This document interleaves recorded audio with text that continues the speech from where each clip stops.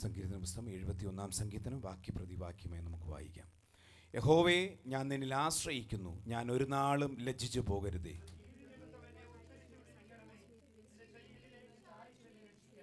ഞാൻ എപ്പോഴും വന്ന് പാർക്കേണ്ടതിന് നീ എനിക്ക് ഉറപ്പുള്ള പാറയായിരിക്കണമേ. എന്നെ രക്ഷിപ്പാൻ നീ കൽപ്പിച്ചിരിക്കുന്നു. നീ എൻ്റെ പാറയും എൻ്റെ കോട്ടയുമാകുന്നുവല്ലോ. യഹോവയായ കർത്താവേ, നീ എൻ്റെ പ്രത്യാശയാകുന്നു. ബാല്യം മുതൽ നീ എൻ്റെ ആശ്രയം തന്നെ.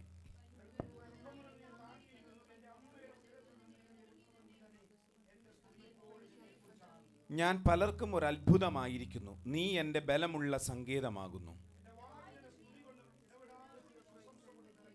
വാർദ്ധക്യകാലത്ത് നീ എന്നെ തള്ളിക്കളയരുതേ. ബലം ക്ഷയിക്കുമ്പോൾ എന്നെ ഉപേക്ഷിക്കുകയുമരുതേ. ദൈവം അവനെ ഉപേക്ഷിച്ചിരിക്കുന്നു, പിന്തുടർന്ന് പിടിപ്പാൻ ആരുമില്ല എന്നവർ പറയുന്നു. എൻ്റെ പ്രാണന് വിരോധികളായവർ ലജ്ജിച്ച് നശിച്ചു പോകട്ടെ. എനിക്ക് അനർത്ഥം അന്വേഷിക്കുന്നവർ നിന്ന കൊണ്ട് ലജ്ജ കൊണ്ട് മൂടിപ്പോകട്ടെ. എൻ്റെ വായ് ഇടവിടാതെ നിന്റെ നീതിയെയും രക്ഷയും വർണ്ണിക്കും. അവയുടെ സംഖ്യ എനിക്ക് അറിഞ്ഞുകൂടാ.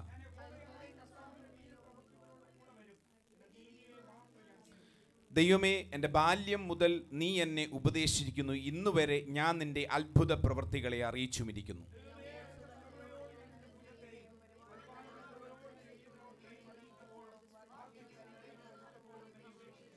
ദൈവമേ, നിന്റെ നീതിയും അത്യുന്നതമായിരിക്കുന്നു. മഹാകാര്യങ്ങളെ പ്രവർത്തിച്ചിട്ടുള്ള ദൈവമേ, നിന്നോട് തുല്യൻ ആരുള്ളൂ?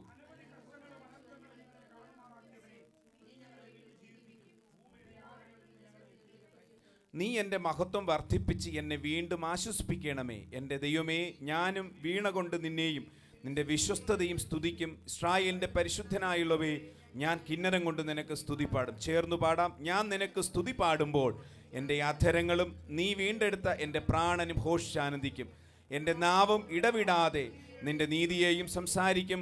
എനിക്ക് അനർത്ഥം അന്വേഷിക്കുന്നവർ ലജ്ജിച്ച് ഭ്രമിച്ചു പോയിരിക്കുന്നു. അനുഗ്രഹിക്കപ്പെട്ട സങ്കീർത്തനം ഓർത്തുകൊണ്ട് വലതുക ദൈവത്തെ സ്തോത്രം ചെയ്താട്ടെ. Hallelujah, hallelujah, hallelujah, hallelujah, hallelujah, hallelujah, hallelujah. ഈ സങ്കീർത്തന പ്രബോധനങ്ങളെ ഓർത്തുകൊണ്ട് ആത്മാവിൽ ഹേമിക്കുന്ന ഒരു വ്യക്തിക്ക് സഹോദരിമാരുടെ ഭാഗത്ത് നിന്ന് പ്രാർത്ഥിക്കാം. Price the Lord.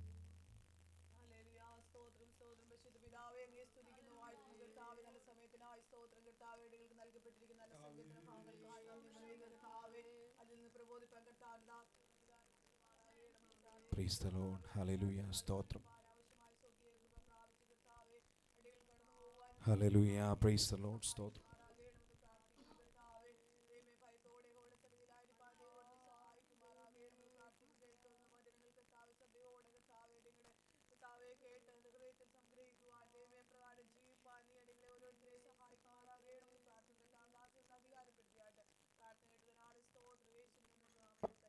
ആമേൻ. ദൈവം നമ്മുടെ പ്രാർത്ഥന യാചന കേട്ടവയ്ക്കായി സ്തോത്രം ചെയ്യാം. സ്തോത്രം, സ്തോത്രം. എല്ലാവരും സ്ഥാനങ്ങിരിക്കാം.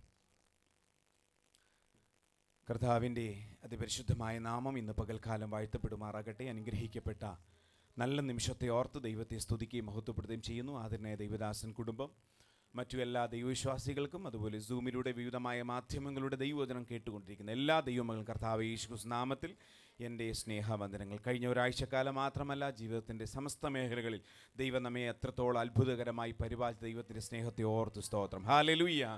കഴിഞ്ഞ ആഴ്ച നമ്മൾ പഠിച്ചതായ ഒരു കാര്യമാണ് ദൈവത്തെ എന്ത് ചെയ്യണം? ആഴമായി സ്തുതിക്കണം. എത്ര പേർ ഭവനങ്ങളിൽ സ്തുതിച്ചു തുടങ്ങി?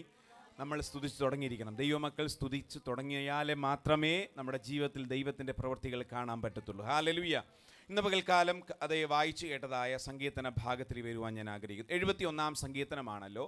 പ്രത്യേകിച്ച് 71 സങ്കീർത്തനം എഴുത്തുകാരൻ, സ്വാഭാവികമായിട്ട് സങ്കീർത്തനത്തിൽ എഴുത്തുകാരൻ ആരാണെന്ന് വ്യക്തമായി പറയുന്ന സാഹചര്യമാണ്. എന്നാൽ 71 സങ്കീർത്തനം എഴുത്തുകാരൻ ആരെന്ന് പറയുന്നില്ല. പക്ഷേ സ്വാഭാവികമായി സങ്കീർത്തനങ്ങളിൽ എഴുത്തുകാരനെ പറ്റി പഠിക്കണമെങ്കിൽ ഒന്നുകിൽ രണ്ട് സിസ്റ്റമാണുള്ളത്. ഒന്നുകിൽ മുൻപിലെത്തും പിൻപിലെത്തും ഒരേ എഴുത്തുകാരാണെങ്കിൽ ആ ഹല്ലേലൂയ സ്തോത്രം എഴുത്തുകാരാണെന്ന് പൊതുവെ അനുമാനിക്കാറുണ്ട്. എന്നാൽ ഇവിടെ നോക്കിക്കഴിഞ്ഞാൽ 70 സങ്കീർത്തനം ദാവീദ് എഴുതി, പക്ഷേ 72 സങ്കീർത്തനം ശലോമോനാണ്. അതുകൊണ്ട് തന്നെ അതിൽ അവർക്കത് പൂർണ്ണമായി വിവരണിക്കാൻ പറ്റുന്നില്ല. പക്ഷേ രണ്ടാമത്തെ ഭാഗം എന്ന് പറയുന്ന മറ്റു സങ്കീർത്തനങ്ങളുമായി പൊരുത്തപ്പെട്ട് നിൽക്കുന്ന പല ഭാഗങ്ങൾ ഉൾക്കൊള്ളു നിൽക്കുന്ന വാക്യങ്ങളുണ്ടെങ്കിൽ അതുമായി ചേർത്ത് നിർത്തിയും ഹല്ലേലൂയ എഴുത്തുകാരനെ പറ്റി പൊതുവെ സങ്കീർത്തനങ്ങളിൽ വിവർണിക്കുന്ന അനുഭവമാണ്. നമ്മൾ ഹല്ലേലൂയ 22-ാമത്തെ സങ്കീർത്തനവും 31-ാം സങ്കീർത്തനവും 35-ാം സങ്കീർത്തനവും 36-ാം സങ്കീർത്തനം, ഈ ഭാഗങ്ങളിൽ അനേകം വേദഭാഗങ്ങൾ ഉദ്ധരിക്കുന്ന ഭാഗങ്ങൾ ഇതിനകത്ത് കാണുവാൻ സാധിക്കും. അതുകൊണ്ട് തന്നെ സങ്കീർത്തനക്കാരൻ ദാവീദാണ് ഈ ഒരു വിഷയം എഴുതിയെന്ന് കാണുവാൻ സാധിക്കുന്നു. ഇത് എഴുതിയതായ സാഹചര്യം മനസ്സിലാക്കണമെങ്കിൽ ഒരുപാട് സാഹചര്യങ്ങൾ ഹല്ലേലൂയ ദാവീദ് ഹല്ലേലൂയ സ്തോത്രം സങ്കീർത്തനങ്ങൾ എഴുതുവാനും പാടുവാനിടയായി തീർന്നു. എന്നാൽ ഇതിനകത്ത് തന്നെ 9-ാമത്തെ വാക്യം വായിച്ചു. 9-ാമത്തെ വാക്യം മൈക്കിലൂടെ അനുഗ്രഹിക്കപ്പെട്ടതായ ഒരു നല്ല സമയമാണ് ദാവീദ്. ദാവീദിൻ്റെ കുഞ്ഞുകാലം മുതൽ തന്നെ ദൈവത്തിനു വേണ്ടി ജീവിച്ചൊരു മനുഷ്യനാണ്. എന്നാൽ ഈ സാഹചര്യം എന്ന് പറയുന്ന വാർദ്ധക്യ സമയത്ത് ആണ് എഴുതപ്പെട്ടു എന്ന് കാണാൻ സാധിക്കും. ഞാനിന്ന് പകൽക്കാലം ദൈവാത്മാവ് ഈ സങ്കീർത്തനത്തിലൂടെ പോയ സമയത്ത് ദൈവാത്മാവ് എനിക്ക് നൽകിയ പ്രമേയം എന്ന് പറയുന്നത് നമ്മുടെ ജീവിതത്തിൻ്റെ സമസ്ത മേഖല എന്ന് പറഞ്ഞു കഴിഞ്ഞാൽ നമ്മുടെ കുഞ്ഞു കാലഘട്ടത്തിൽ നാം എങ്ങനെയായിരിക്കണം, ബാല്യകാലത്തിൽ നാം എങ്ങനെയായിരിക്കണം, അതുപോലെ തന്നെ യൗവനകാലത്തിൽ നാം എങ്ങനെയായിരിക്കണം, അതുപോലെ തന്നെ വാർദ്ധക്യ കാലത്താവുമ്പോൾ എങ്ങനെ ജീവിക്കണം വ്യക്തമായി വേദപുസ്തകം പറയുന്നു. പലപ്പോഴും നമ്മൾ മനസ്സിലാകുന്നതിൽ തിരിച്ചറിയുന്നില്ല എങ്കിലും വേദപുസ്തകത്തിൽ എല്ലാ കാലയളവിലും ഹല്ലേലൂയ സ്തോത്രം ഏജ് ഡിഫറൻസിൽ നാം എങ്ങനെ ജീവിക്കണമെന്ന് വ്യക്തമായി പറയുന്ന ഒരു പുസ്തകമാണ് വേദപുസ്തകം എന്ന് പറയുന്നത്. അതുകൊണ്ട് തന്നെ ഇവിടെ പറയുന്ന ഭാഗം എന്ന് പറയുന്നത് ഒരു ദൈവഭക്തൻ്റെ വാർദ്ധക്യ സമയത്തുള്ള മനോഭാവവും ദൈവത്തുള്ള സമർപ്പണം എങ്ങനെയായിരിക്കുന്നു വ്യക്തമായി ഈ ഹല്ലേലൂയ സ്തോത്രം ഈ സങ്കീർത്തന ഭാഗങ്ങൾ കാണുവാൻ സാധിക്കുന്നു. നമുക്കറിയാം ഇവിടെ വാർദ്ധക്യകാലത്ത് ദൈവത്തിനു വേണ്ടി പ്രയോജനപ്പെടുന്ന ഒരു ഭക്തനെ കാണുവാൻ സാധിക്കും. നമുക്കറിയാം വാർദ്ധക്യം എന്ന് പറയുന്നത് സാധാരണ നമ്മൾ വിചാരിക്കുന്ന അത്രയും സുഖകരമല്ല. വാർദ്ധക്യകാലങ്ങളിൽ അനേകം പേർ വിചാരിക്കുന്നു വീട്ടിലൊക്കെ ഇരുന്നാൽ മതി, ജോലിയൊക്കെ ഒന്നും വേണ്ട എന്നൊക്കെ ഇരുന്നാൽ മതി. നമ്മൾ ചിന്തിച്ച് നോക്കിയേ, 10 ദിവസം ജോലി ഇല്ലാതെ വീട്ടിൽ ഇരുന്നാൽ നമ്മൾ അനുഭവിക്കുന്ന ടെൻഷൻ എത്രമാത്രമായിരിക്കും അറിയാമോ? കാരണം ജോലി അല്ലെങ്കിൽ സാമ്പത്തികം മാത്രമല്ല, നമ്മൾ അനുഭവിക്കുന്ന ടെൻഷനുണ്ട്.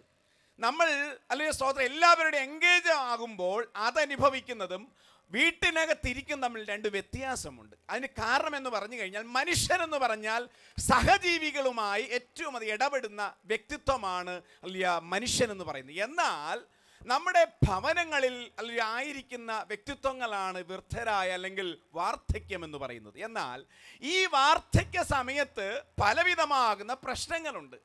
അവരുടേതായ കാര്യങ്ങളെപ്പറ്റി സഭാപ്രസംഗി അല്ലെങ്കിൽ ഒരു കാവ്യാത്മകമായ രീതിയിൽ വാർദ്ധക്യത്തെ പറ്റി പറയും. നമുക്കൊന്ന് വായിച്ചു നോക്കാം. അല്ലെങ്കിൽ ഏകദേശം 13 കാര്യങ്ങൾ വ്യക്തമായിട്ട് പറയുന്നത് വാർദ്ധക്യത്തിൽ നടക്കുന്ന കാര്യങ്ങൾ. 12-ാം അധ്യായം 3 മുതൽ 5 വരെയുള്ള വേദഭാഗം നമുക്ക് നിർത്തി വായിക്കുമ്പോൾ നമുക്ക് മനസ്സിലാക്കുന്നു. അതിൽ സ്തോത്രം വാർദ്ധക്യകാലത്ത് ഒരു മനുഷ്യൻ അനുഭവിക്കുന്ന പ്രശ്നങ്ങളെപ്പറ്റി 12-ാം അധ്യായം 3-ാം വാക്യം മുതൽ വായിച്ചാട്ടെ.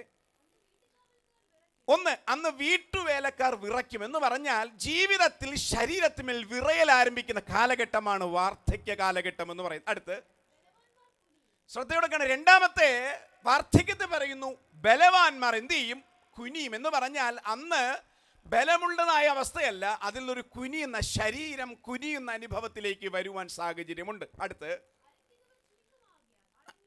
ശ്രദ്ധയോടെ അരയ്ക്കുന്നവർ നമ്മൾ കാവ്യാത്മകമായി പറയുന്നത് നമുക്കറിയാം. നമ്മുടെ ഭക്ഷണ കാര്യങ്ങളെല്ലാം അരച്ച് ഹല്ലേലൂയ നന്നായി കഴിച്ച് അതിനെ അരച്ച് അതിനെന്ത് ചെയ്യും? സാധാരണ വ്യക്തികൾ ഉള്ളിലോട്ട് ഇവിടെ പറയുന്നു എന്താണ് പറയുന്നത്? അരയ്ക്കുന്നവർ ചുരുക്കമാണ്. ഇപ്പൊ പല്ലുകളൊക്കെ എന്ത് ചെയ്യാണ്? വളരെ ചുരുക്കമാണ്. അതുകൊണ്ട് തന്നെ ഇവിടെ ഓർക്കണം, പല്ലുകളൊക്കെ എന്ത് ചെയ്യാണ്? കൊഴിയുന്നൊരു കാലഘട്ടം. അടുത്ത വാക്യം ഇവിടെ അടുത്ത ഭാഗം പറയുന്നു കണ്ണിന് എന്ത് ചെയ്യാണ്? കാഴ്ച നഷ്ടപ്പെടുന്ന ഒരു കാലഘട്ടമാണ് വാർദ്ധക്യ കാലഘട്ടം. അടുത്ത വാക്യം ശ്രദ്ധയോടെ കേൾക്കണം. കഥകൾ അടയുക എന്ന് പറയുന്നത് പുറത്തുള്ളത് കേൾക്കുവാനും കഴിയത്തില്ല, അകത്തുള്ളത് പുറത്തു വരാനും പറ്റാതെ സാധിക്കും. എന്ന് പറഞ്ഞാൽ ചെവിയുടെ അല്ലെങ്കിൽ കേൾവി ശക്തി എന്ത് ചെയ്യും? കുറയുവാനിടയായി തീരും. അടുത്ത വാക്യം ഇവിടെ ഓർക്കണം, അരയ്ക്കുന്ന ശബ്ദം എന്ന് പറഞ്ഞ എന്താണ്? ഭക്ഷണത്തിന് വേണ്ടിയുള്ളതായ കാര്യങ്ങൾ, ഭക്ഷണ കാര്യങ്ങളിൽ അല്പം നിയന്ത്രണം വന്ന് എന്ത് ചെയ്യും? മന്ദഗതി. പലർക്കും അല്ലെങ്കിൽ അങ്ങനെയല്ല എങ്കിലും ഇവിടെ സഭാപ്രസംഗിയുടെ കാലഘട്ടം പറയുന്നത് എന്താണ് പറയുന്നത്? അരയ്ക്കുന്നവർ മന്ദമാകും എന്ന് പറഞ്ഞാൽ പിന്നെ ഭക്ഷണത്തിന് ഒരല്പം മടിപ്പുണ്ടാവുന്ന ഒരു കാലഘട്ടം.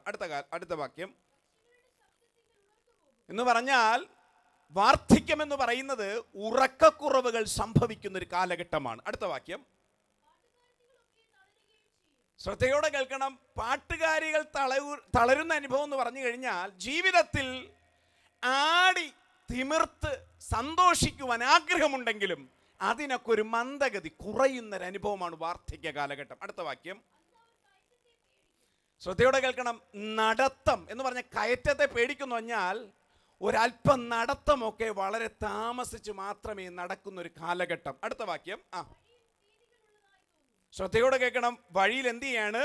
ഭീതികൾ എന്ന് പറഞ്ഞാൽ ആവശ്യമില്ലാത്ത ഒത്തിരി ഭയങ്ങൾ ഉളവാകുന്ന ഒരു കാലഘട്ടമാണ് വാർദ്ധക്യ കാലഘട്ടം. അടുത്ത വാക്യം ശ്രദ്ധയോടെ കേൾക്കണം. ഇവിടെ സഭാപ്രസംഗി പറയുന്ന ഒരു കാര്യം, നമ്മുടെ സാധാരണ മുടികളൊക്കെയും കറുത്ത മുടികളാണ്, എന്നാൽ ഈ വെള്ളയാകുന്ന ഒരു അനുഭവമാണ് എന്താണ്, അല്ലെങ്കിൽ നമ്മുടെ സാധാരണ അല്ലെങ്കിൽ സൗന്ദര്യത്തിൻ്റെ പ്രതീകമായി നിൽക്കുന്ന പലതും മുടിയിൽ വരെ എന്ത് ചെയ്യും? വ്യത്യാസങ്ങൾ വരുവാനിടയായിത്തീരും. അടുത്ത വാക്യം ശ്രദ്ധയോടെ. ശരീരത്തിന്മേൽ വിവിധമായ ചൊറിച്ചിൽ പോലെയുള്ള വിവിധമായ അസുഖങ്ങൾക്ക് അടിമയാകും വൃദ്ധരായ ആൾക്കാർ. അടുത്ത വാക്യം എന്ന് പറഞ്ഞു കഴിഞ്ഞാൽ മരുന്നുകൾ ഫലിക്കാത്തൊരു കാലഘട്ടമാണ് വാർദ്ധക്യം. ഞാൻ ഇത്രയും പറഞ്ഞൊരു കാര്യമെന്ന് പറഞ്ഞാൽ, നമ്മൾ ഈ ലോകത്തിൽ ജീവിച്ചു പോകുമ്പോൾ ഇതൊന്നും ചിന്തിക്കത്തില്ല.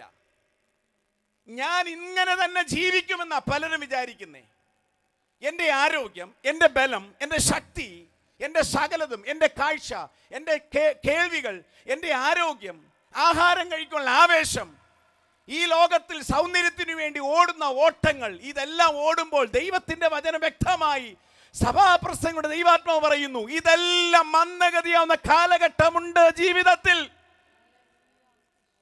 എന്നാൽ അഭിഷിക്തനായി ദൈവത്തിനു വേണ്ടി നിലനിൽക്കേണ്ട ദൈവത്തിന്റെ അഭിഷിക്തൻ ദാവീദ് പറയുന്നു, വാർദ്ധക്യകാലത്ത് ദൈവത്തിന്റെ പ്രവൃത്തികളെ കാണുന്ന ഒരു കാലഘട്ടമായി അവൻ അത് തീർക്കുമെന്ന് പറയുന്നു. ഹല്ലേലൂയ. അങ്ങനെയാണെങ്കിൽ ഓർക്കണം, നാം വാർദ്ധക്യം എന്ന് പറയുന്നത് വളരെ ശ്രദ്ധയോടെ മുൻപോട്ട് പോകേണ്ട കാര്യം. ഒന്ന്, നാം ആരോഗ്യത്തോടെ നിൽക്കുന്നവർ ചിന്തിക്കണം, നമുക്കൊരു വാർദ്ധക്യം വരാൻ വേണ്ടി പോകുന്നു. അതുകൊണ്ട് എന്ത് ചെയ്യണം? നാം അവരെ ബഹുമാനിക്കണം. ഹല്ലേലൂയ. വാർദ്ധക്യമുള്ളവർ എന്ത് ചെയ്യണം? ബഹുമാനിക്കണം. രണ്ട്, അത് മാത്രമല്ല, വാർദ്ധക്യമുള്ളവരുടെ ഉത്തരവാദിത്വം ഒരു ദൈവ പൈതലാണെങ്കിൽ അവർ സ്വയമായുള്ള ഉത്തരവാദിത്തമല്ല, തങ്ങളുടെ മക്കളല്ല ഉത്തരവാദിത്വം. വ്യക്തമായി പരിശുദ്ധാൻ പറയുന്നു വാർദ്ധക്യത്തിന്റെ ഉത്തരവാദിത്തം. നമുക്കത് വായിച്ചു നോക്കാം. അല്ലെങ്കിൽ സങ്കീർത്തന പുസ്തകം 92-ാം സങ്കീർത്തനം 14-ാമത്തെ വാക്യം വായിച്ചാട്ടെ.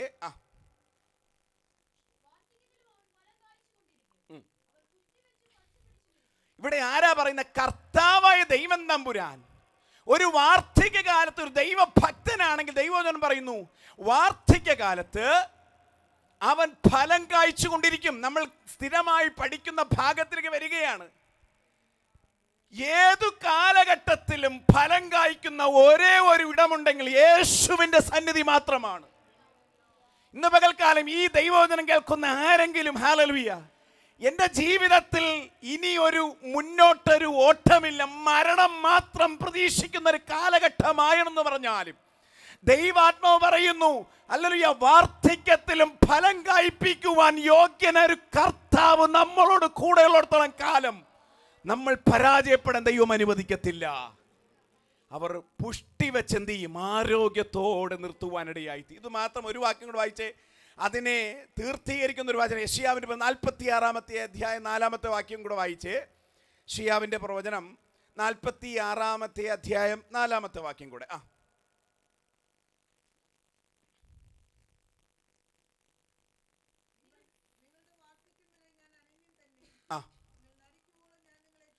ശ്രദ്ധയോടെ കേൾക്കണം. പറ്റുമെങ്കിൽ മൈക്കിലൂടെ ഒന്ന് വായിച്ചു നോക്കാമോ?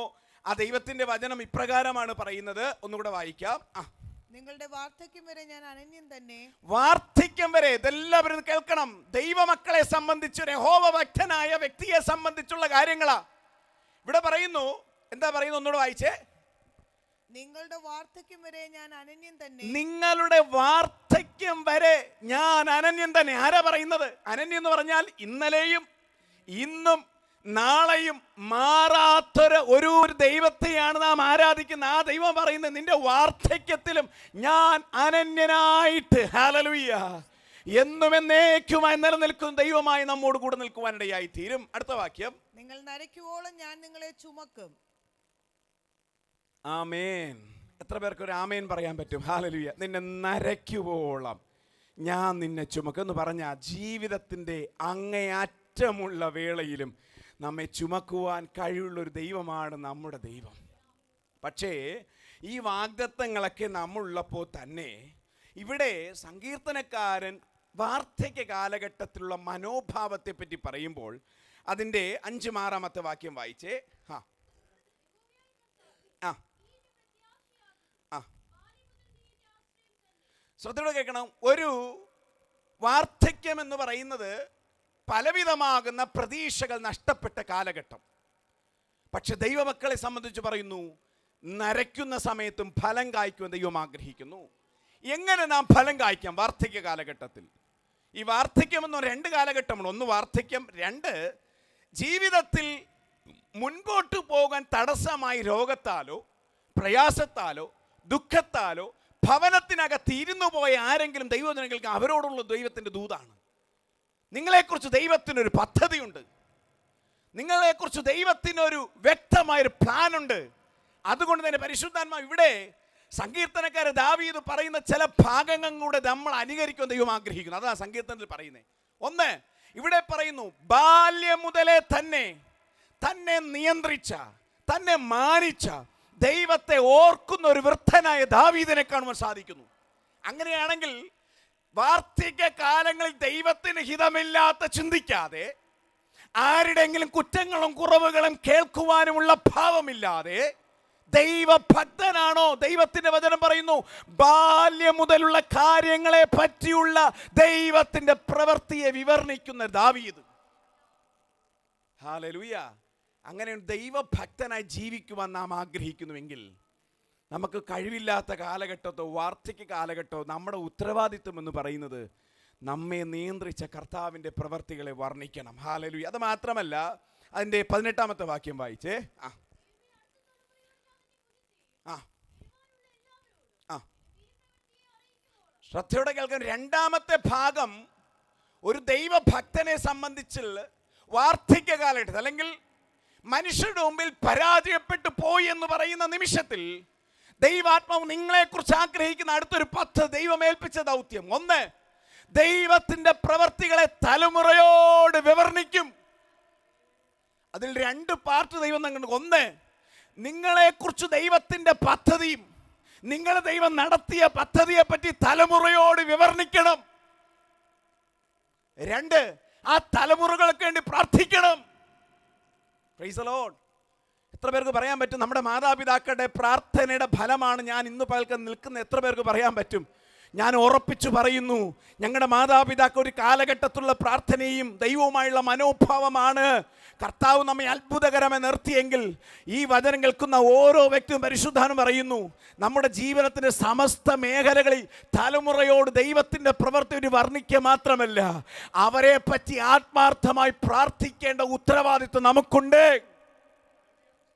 പലരും പറയുകയാണ്, എനിക്ക് എൻ്റെ ഡ്യൂട്ടിയൊക്കെ ഏകദേശം കഴിഞ്ഞ് അങ്ങ് പോയാൽ മതി. എവിടെ പോകാനാ?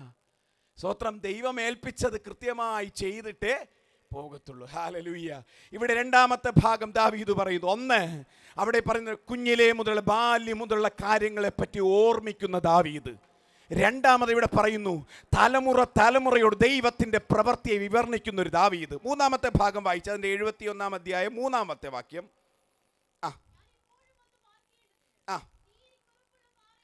ശ്രദ്ധയോടെ ഒരു പാറയിൽ ആശ്രയിക്കുന്ന അനുഭവമായിരിക്കണം ഒരു വാർദ്ധക്യം എന്ന് പറയുന്നത്. പാറയെന്ന് പറയുന്ന ദൈവം പറയുന്ന ആ പാറ ആരാണ്? ക്രിസ്തുവാണ്. നമ്മുടെ ക്രിസ്തുവിൽ കേന്ദ്രീകൃതമായ ജീവിതത്തിൽ വിട്ടുപോകരുത് നമ്മുടെ സമസ്ത മേഖലകൾ. വാർദ്ധക്യത്തിൽ സഭാപ്രസംഗിയുടെ കാലഘട്ടത്തിൽ അനേകം കാര്യങ്ങൾ കാവ്യാത്മകമായി പറയുമ്പോൾ നാം ഓർക്കണം, വാർദ്ധക്യ കാലഘട്ടത്തിൽ പല കാര്യങ്ങൾ ചെയ്യുവാൻ പിശാച് പല രീതികൾ കൊണ്ടുവരും. നിന്നെ കൊണ്ടൊന്നിനും കഴിയത്തില്ലെന്ന് ഒരുപക്ഷെ പാരക്കുട്ടികൾ കുട്ടികൾ കൊണ്ടുവരെ പറയിപ്പിക്കുന്ന ഒരു കാലഘട്ടമായിരിക്കും. കൂടെയുള്ളവർ പലരും പറയും, നീ എന്തിനാ ദൈവത്തെ ആരാധിച്ചത്, ദൈവത്തെ സ്തുതിച്ചെന്ന് എങ്ങനെ പറയുന്ന പലവിധമാകുന്ന വിഷയങ്ങളുടെ കടന്നുപോകുന്ന സാഹചര്യമായിരിക്കാം. പക്ഷെ ദൈവത്തിൻ്റെ ആത്മാവ് പറയുന്നു, നിങ്ങളെക്കുറിച്ച് ദൈവത്തിനൊരു പദ്ധതിയുണ്ട്. Price the Lord. ഇവിടെ പറയുന്നു, ഹല്ലേലൂയ, സ്തോത്രം, അവർ പാറയിൽ ആശ്രയിക്കുന്ന ഒരു കാലഘട്ടമായിരിക്കണം വാർദ്ധക്യ കാലഘട്ടം. Price the Lord. ക്രിസ്തുവിൽ കേന്ദ്രീകൃതമായി നമുക്ക് ആശ്രയിക്കുവാൻ ഇടമുണ്ടെങ്കിൽ, നമുക്കൊരു വിഷയം നമുക്ക് പറയുവാൻ, ഒരു പക്ഷേ വാർദ്ധക്യത്തിൽ സ്വാഭാവികമായി നമ്മുടെ വിഷയങ്ങളോ കണ്ണുനീരുകളോ കുറച്ചു നേരം കേൾക്കുവാൻ പലരും ആഗ്രഹിക്കും. പക്ഷേ ഒരല്പം കൂടെ കഴിയുമ്പോൾ പലർക്കും ഒരല്പം സ്വാഭാവികമായി തോന്നും. പക്ഷേ എൻ്റെ ദൈവം ഒരിക്കലും മാറുന്നൊരു ദൈവമല്ല കേട്ടോ. നമ്മുടെ കണ്ണുനീരുകളെ കാണുന്ന ദൈവം, നമ്മുടെ വേദനകളെ കാണുന്ന ദൈവം, നമ്മുടെ പ്രയാസങ്ങളെ കാണുന്ന ദൈവമാണ് നമ്മുടെ ദൈവമാകയാൽ ഇവിടെ പറയുന്നു, ഒരു പാറയിൽ ആശ്രയിക്കുന്ന ഒരു ഭക്തനായിരുന്നു ദാവീദ് എന്ന് പറഞ്ഞാൽ, ക്രിസ്തുവെന്ന പാറമേൽ നിർത്തി ദൈവത്തിൻ്റെ സാന്നിധ്യം അനുഭവിച്ച ദാവീദിനെ പോലെ ഇന്ന് പകൽക്കാലം ഹല്ലേലൂയ ദൈവവചനം കേൾക്കുന്ന ഓരോ ദൈവഭക്തന്മാരോട് പറയുന്നു, നമ്മുടെ വാർദ്ധക്യകാലം ക്രിസ്തുവിനോട് ചേർന്ന് നിന്നാൽ അവൻ നമ്മോട് സംസാരിക്കുവാനിടയായി തീരും. അത് മാത്രമല്ല, പിന്നെ ഈ സങ്കീർത്തനത്തെ 8-ാമത്തെ വാക്യം വായിച്ചേ.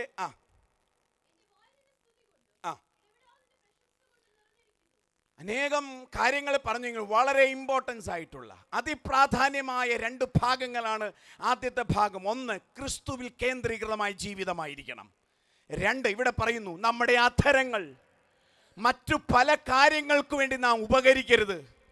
നിരാശയടങ്ങുന്ന വാക്കുകൾ സംസാരിക്കരുത്. ഞാൻ തകർന്നു പോയെന്ന് പറയുന്ന സാഹചര്യങ്ങൾ നിങ്ങൾ അഭിമുഖീകരിക്കരുത്.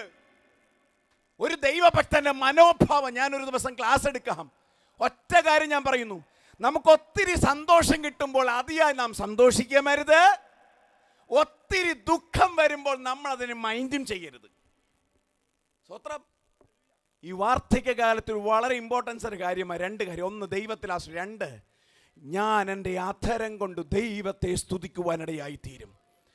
ദൈവമക്കളെ, ഇന്ന് പകൽക്കാലം വാർദ്ധക്യ കാലഘട്ടത്തിലോ രോഗത്തിൻ്റെ വിവിധമായ പ്രയാസത്തിലൂടെ ഭവനത്തിൽ ഒതുങ്ങിപ്പോയെന്ന് പറയുന്ന ചാർച്ചക്കാരും ദൂരെയുള്ളവരും പലരും നിന്നെ പല വിധത്തിൽ പറഞ്ഞെന്ന് ഒതുക്കിയെന്ന് പറഞ്ഞാലും, ഒരുപക്ഷെ വയസ്സായിപ്പോയെന്നോ എന്തെങ്കിലുമൊക്കെ പറഞ്ഞ് ഒറ്റപ്പെടുന്ന അനുഭവത്തിൽ കർത്താവ് എന്തിനു ജീവിതമെന്ന് ചിന്തിക്കുന്ന അനുഭവം പോലെ, ഏലിയാവിനെ പോലെ മതികർത്താവ് എന്ന് പറഞ്ഞ ചൂരച്ചെടി തടഞ്ഞ് മരിപ്പാനിച്ഛിക്കുന്ന ഒരു ഭക്തനെ പോലെ ജീവിതം ആഗ്രഹിക്കുന്നുവെങ്കിൽ, ഇന്ന് പകൽക്കാലം പറയുന്ന അതിനു വേണ്ടിയല്ല കർത്താവ് ഈ ഭൂമിയിൽ ദൈവം ഒരു ആയുസ്സ് തന്നത്.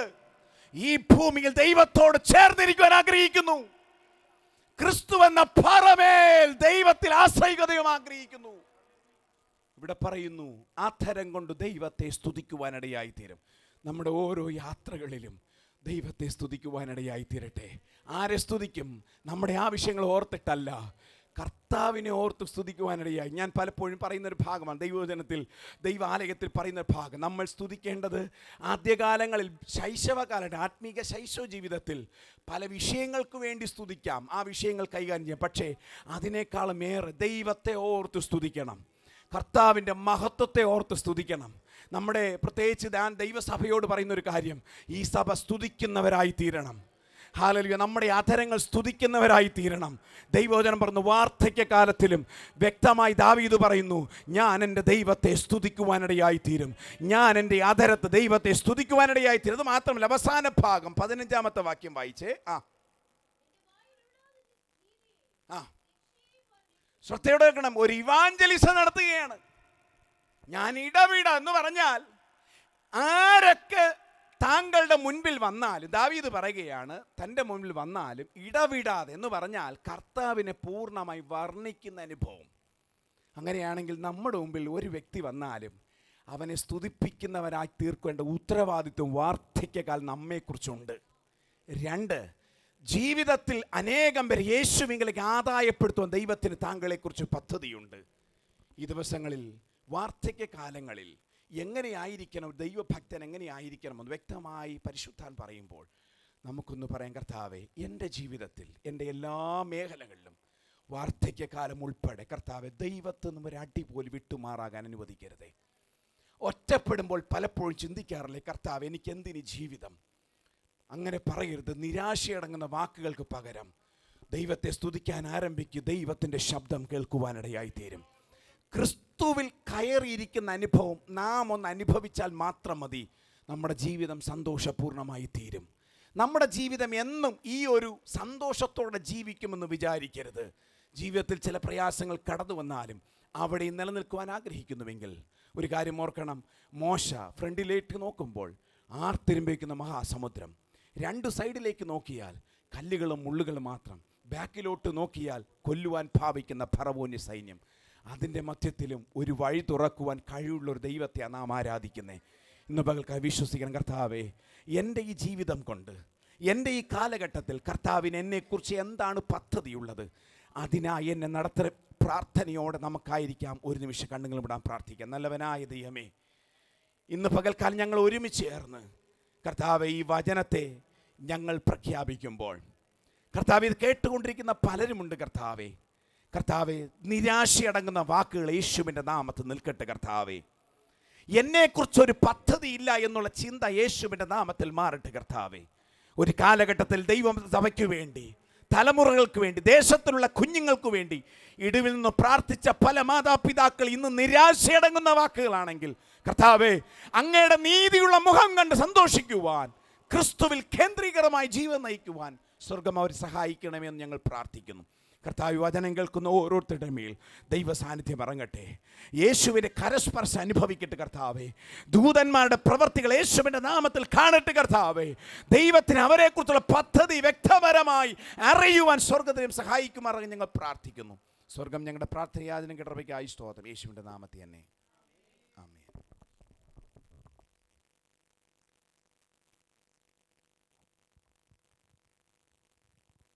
Price the Lord. ഹല്ലേലൂയ.